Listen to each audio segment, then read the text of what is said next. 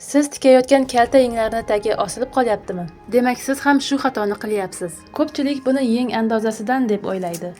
Andozadan emas. Muammo yengni proymaga o'rnatishdagi bitta noto'g'ri harakatda. Hozir sizlarga kalta yenglarni tagi hech qachon osilmaydigan usulni ko'rsataman. Assalomu alaykum azizlar, YouTube darslarimiz davom etadi. Bugungi mavzuyimiz kalta yenglarni tagi nima uchun osiladi? Agar siz ham aynan shu muammoga duch kelayotgan bo'lsangiz, bugun uning aniq sababini va eng to'g'ri yechimini amalda ko'rsataman. Kalta yenglarni tagi osilishiga sabab yengni proymaga noto'g'ri o'rnatishda bo'ladi. Hozir men ikkita yeng bichib oldim, manekenning razmeriga. Mana shu ikkita yengni ikki xil usulda proymaga o'rnatib ko'rsataman. Sizlar ham xatolaringizni to'g'rilab olishingiz mumkin. Oldin yengni akat qismiga 2 marta chok yurg'izib olaman. Posatkaga yig'ish uchun.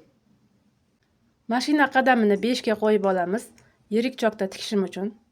Yengni 2 ga buklab, o'rtasiga belgi qo'yib olamiz.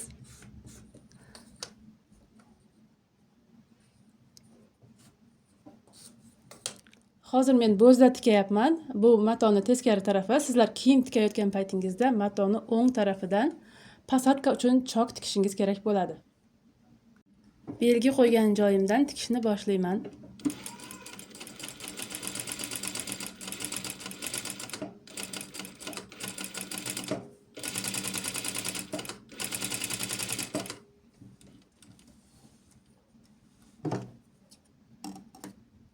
Ko'pchilik posatka tikkanda chokni bir marta yurg'izib qo'yadi. Erinmaslik kerak. 2 marta chok yurg'izamiz.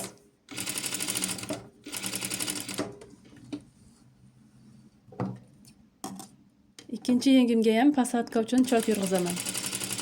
Bu tikayotganim oddiy yeng, zborkaga yig'ilmaydi. Shunchaki yeng tepa qismi chiroyli turishi uchun ozgina posatka beramiz.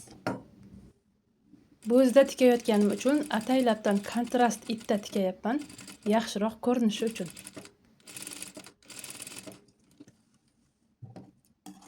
Yengni o'ng tarafidan chok yurg'izib oldim. Endi teskari tarafidan iplarimizni ozgina tortib, posatkaga yig'ib olamiz. Ko'p emas, ozgina, nomigagina tortishimiz kerak.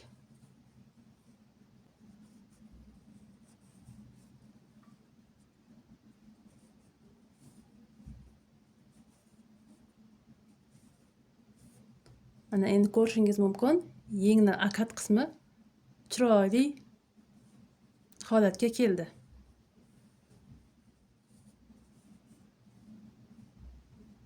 Endi yengimizni yonchaklarini tikib, overlock qilib, pastki qismini ham tikib, dazmol qilib, proymaga o'rnatish uchun tayyorlab olishimiz kerak.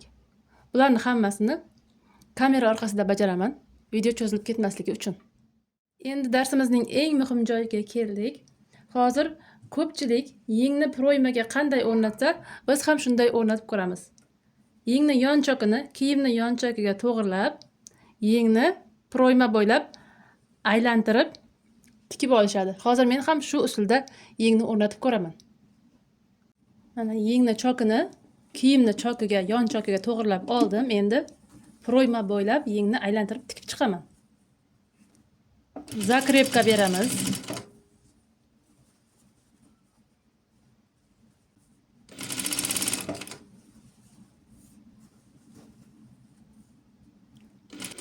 Agar kiyimni bichayotgan paytda asos andoza bilan bichgan bo'lsangiz, qo'ltiq o'yindisi har qanaqa razmerga shunchalik ideal tushib beradi va o'sha qo'ltiq o'yiniga bichib olgan yengimiz ham mos tushadi.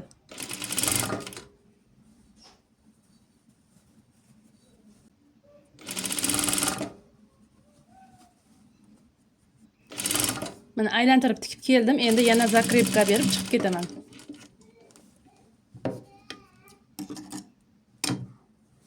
Endi yengdagi posatka uchun tikilgan iplarni so'tib olib tashlashimiz kerak.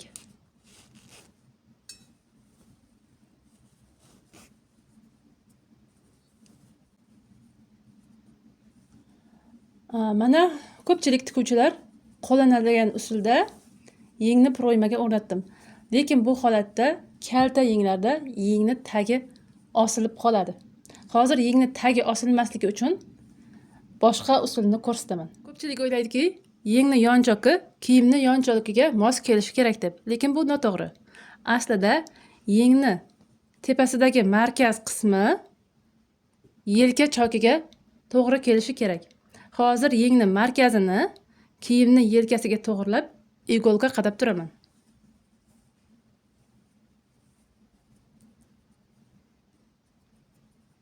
Mustahkamlab olamiz igna yordamida.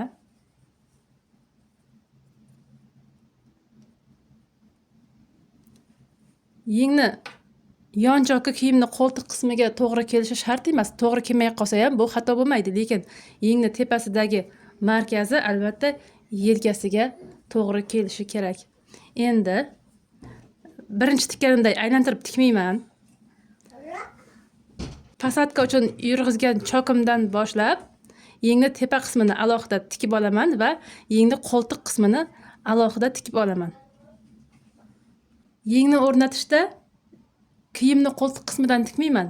Aynan yeng tarafidan tikaman va yengga pasadka berib tikkan chokimdan boshlab tepa qismini aylantirib tikib olaman. Zakrepka beramiz.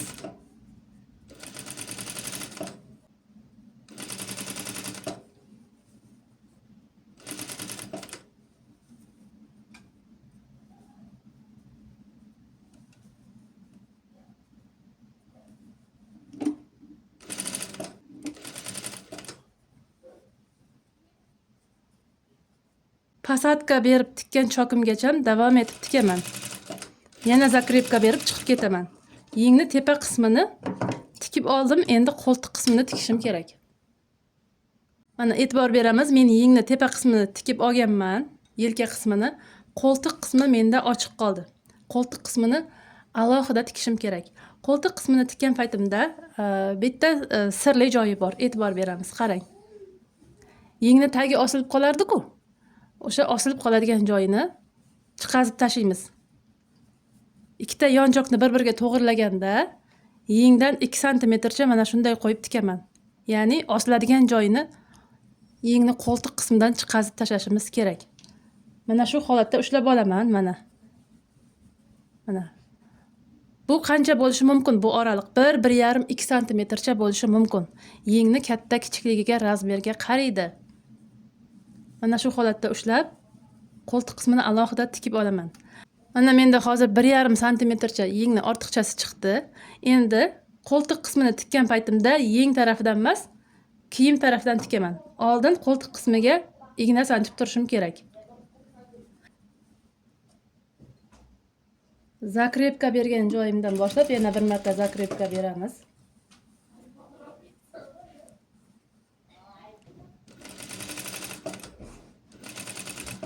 Qo'ltiq qismiga ham bir zakrepka berib olgan yaxshi.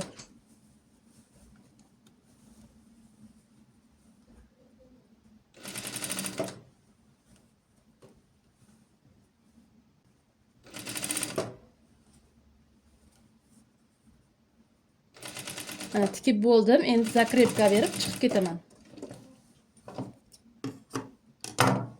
Ignalarni olib tashlaymiz. Pasadka uchun tikilgan iplarni ham so'tib olib tashlayman. Mana ko'rishingiz mumkin. Mana shu holatda yengni aylantirib tikib oldim. Endi yengni ortiqcha qismini kesib olib tashlashim kerak. Men yengni proymaga to'g'ri o'rnatish haqida videoni YouTube kanalimda 2 yilcha oldin ham chiqargandim. O'shanda ko'p kommentariyalar kelgandi. Nimaga shuni yeng bichgan paytda kesib olib tashlamadingiz, tikib bo'lgandan keyin kesdingiz, mashaqqat qilib degan kommentariyalar ko'p keldi. Siz yengni bichayotgan paytingizda yengni qancha ortiqchasi borligini, qo'ltiq qismida qancha ortiqchasi borligini bilmaysiz. Bu har kimda har xil chiqadi. 1-1,5, 2, 2,5 santimetrgacha ham chiqishi mumkin. Shuning uchun tikayotgan paytda o'zi chiqib keladi, qancha kesish kerakligi. Avval tikib olamiz, undan keyin ortiqchasini kesib tashlaymiz. Malaka oshirish kursimdagi o'quvchilarimga ham ushbu usulda yeng o'rnatishni o'rgatganman. Yenglarini tagi osilmasdan chiroyli qilib tikishyapti. Sizlar ham ushbu usulni sinab ko'ring va fikrlaringizni izohlarda yozib qoldiring.